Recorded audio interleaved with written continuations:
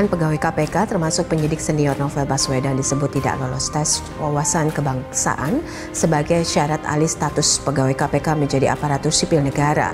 Mereka disebut-sebut terancam dipecat. Banyak sekali hal yang melemahkan. Dalam hal yang menurut saya salah, berani menentang presiden. Nah, selama ini KPK tidak menggunakan tenaga presiden dalam memberantas korupsi, tapi malah merongrong kekuasaan presiden. Ini yang tidak sehat di masa lalu. Gitu. Oke. Saya tidak pernah ditanya hal-hal yang terlalu menyerang, gitu. Tapi kepada kawan-kawan yang lain ditanya hal-hal yang menyerang kepentingan beragamanya.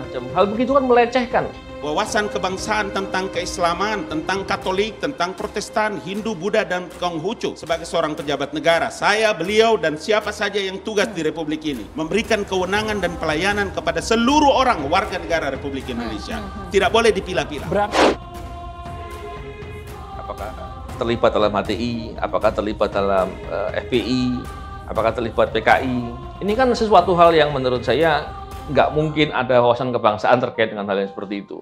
Kenapa tadi ditanyakan tentang masalah FPI? Kenapa tadi ditanyakan mengenai masalah HTI?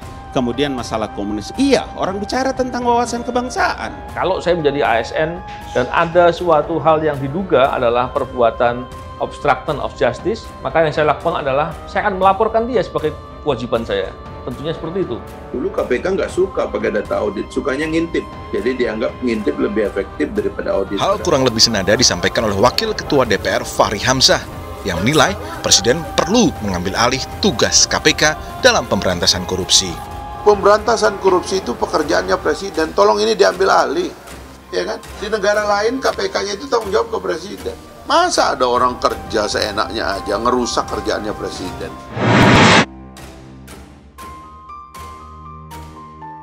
Soal radikal dan Taliban ada disinggung soal itu, tapi tidak terlalu banyak saya melihat. Karena dia bertentangan dengan berbagai seluruh wawasan kebangsaan negara kita. Justru selama ini yang terjadi adalah framing atau stigma yang dibuat. Apa yang disampaikan, ditanya, dites kepada beliau dengan yang lain, itu berbeda. Ya. Artinya apa?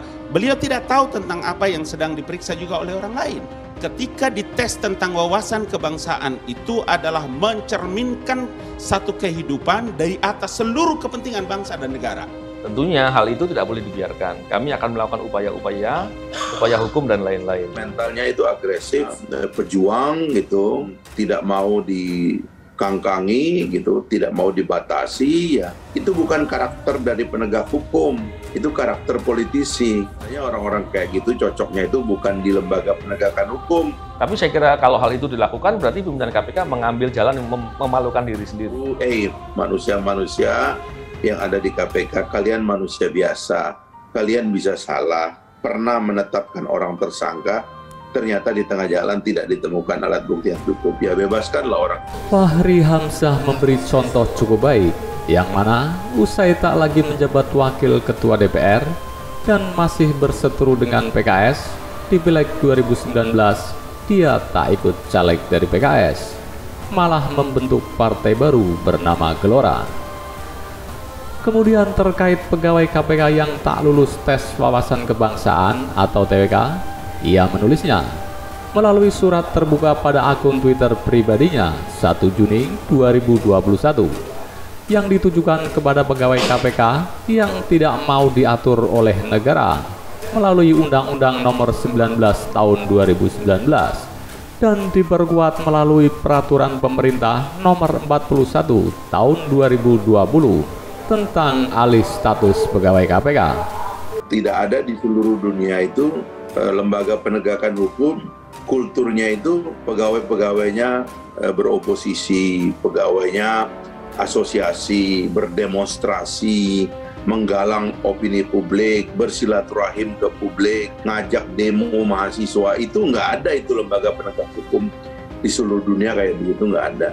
Oleh karena itu, pola pelaporan kami tidak semata-mata kepentingan kami pribadi, tapi ini juga hal yang lebih besar, kepentingan upaya memberantas korupsi.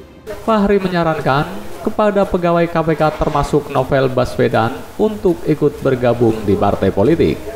Pria asal NTB Mataram ini mengutip kata-kata dari ibu negara Amerika Serikat, Eleanor Roosevelt, bahwa otak besar bicara ide, Otak sedang bicara peristiwa, otak kecil bicara orang. Fahri menambahkan di dunia politik, orang bersaing untuk menang. Sementara di dunia hukum tidak mesti menang, yang penting menegakkan aturan. Diduga lembaga pegawai KPK kerap melakukan intrik politik, tak perlu dan merongrong serta mengganggu pemerintah. Hal-hal yang menyerang kepada privasi, menyerang kepada hal-hal yang bersifat seksual dan juga masalah beragama.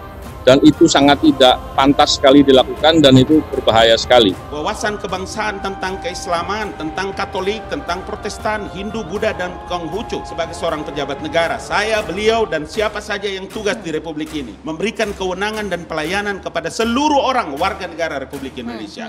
Tidak boleh dipilah-pilah. Fahri dalam dialog di Berita 1 TV menekankan bahwa sejarah KPK ini ibarat sebuah buku. Jangan melompat pada halaman terakhir, harus dicermati dari langkah awal.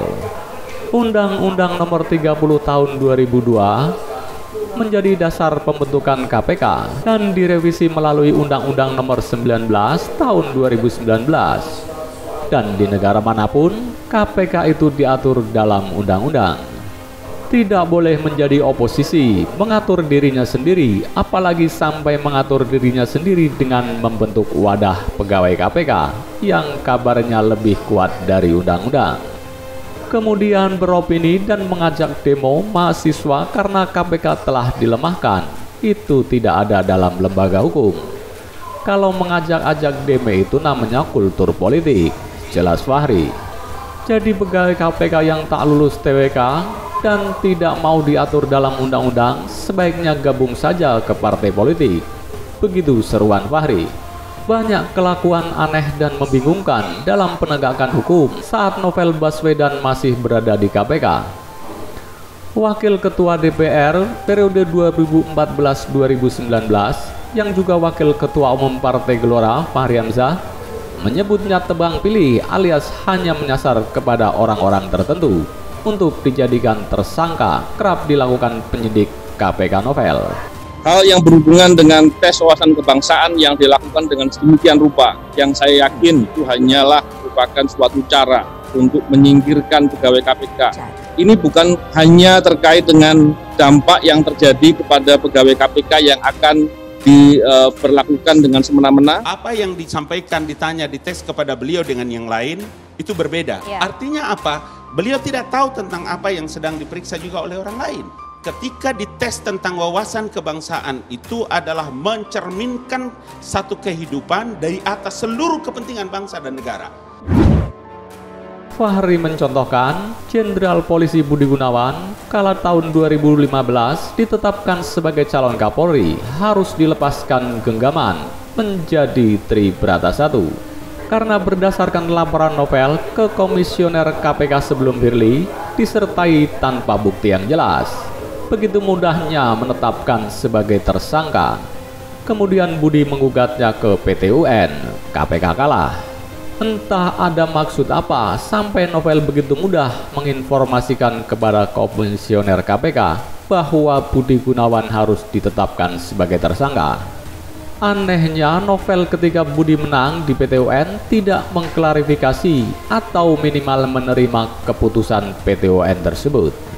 Sepertinya Novel begitu bangga dan riang jika menetapkan pejabat setingkat menteri termasuk calon Kapolri. Mungkin dengan menetapkan para pejabat penting sipil dan kepolisian, oleh banyak orang Novel sebagai pahlawan yang menyelamatkan negara.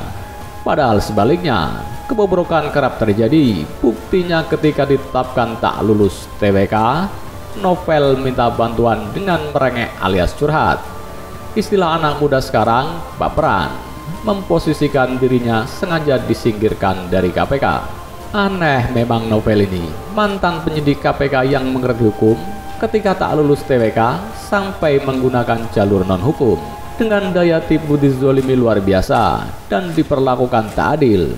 Padahal rekan-rekannya yang jumlahnya 1269 lulus TWK, sementara Novel dan 50 orang lainnya tak lulus. Jumlah yang sedikit harus berada di KPK dan memimpin pegawai KPK.